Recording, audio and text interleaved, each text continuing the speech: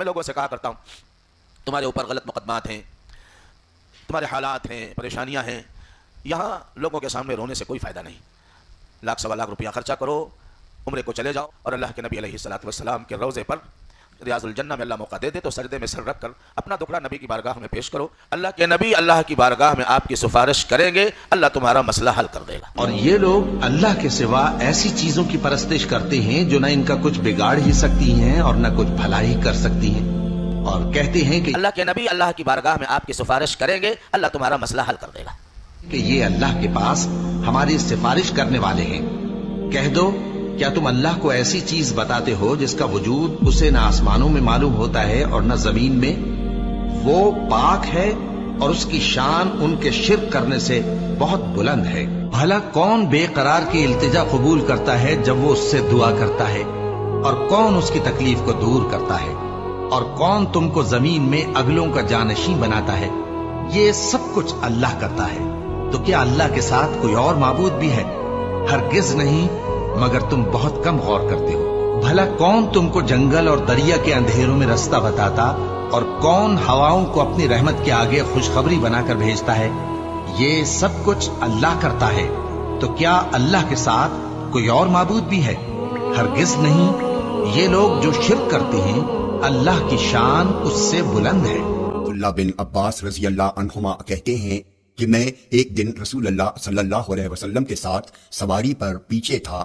آپ نے فرمایا، اے لڑکے، بے شک میں تمہیں چند اہم باتیں بتلا رہا ہوں. تم اللہ کے احکام کی حفاظت کرو، وہ تمہاری حفاظت فرمائے گا.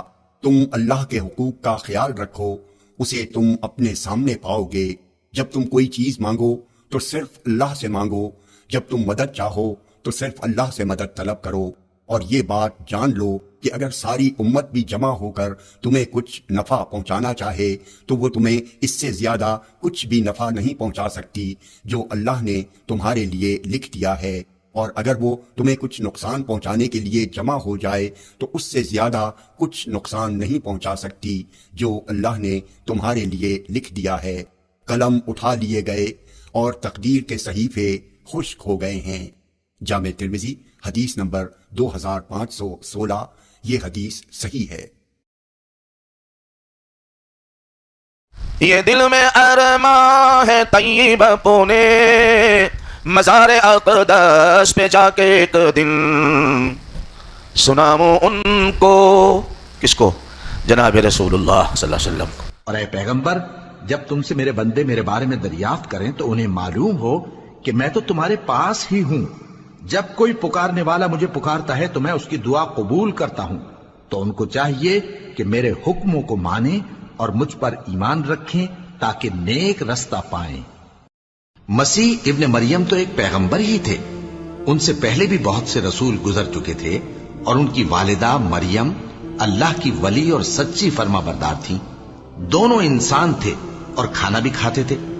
دیکھو ہم ان لوگوں کے لیے اپنی آیتیں کس طرح کھول کھول کر بیان کرتے ہیں. پھر یہ دیکھو کہ یہ کدھر الٹے جا رہے ہیں. کہو کہ تم اللہ کے سوا ایسی چیز کی کیوں پرستش کرتے ہو جس کو تمہارے نفع اور نقصان کا کچھ بھی اختیار نہیں، اور اللہ ہی سب کچھ سنتا ہے، جانتا ہے.